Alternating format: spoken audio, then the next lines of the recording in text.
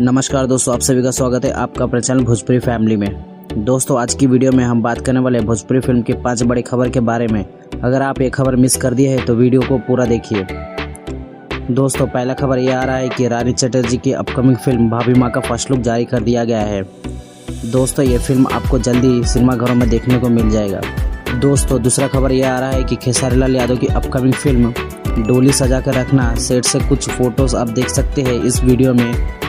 इस फिल्म की शूटिंग अभी चल रही है और ये फिल्म भी आप जल्दी रिलीज़ किया जाएगा। दोस्तों आज की तीसरा खबर यह है कि आज भोजपुरी फिल्म के जाने माने प्रोड्यूसर प्रशांत निशांत का बर्थडे है, तो पूरे भोजपुरी फैमिली की तरफ से उनको जन्मदिन की हार्दिक शुभकामनाएं। दोस्तों चौथा खबर यह आ रहा है कि प्रमोद प्रेमी की अपकमिंग फिल्म मीरा का मोहन फिल्म की शूटिंग शुरू हो गई है, आप इस फोटो में देख सकते हैं।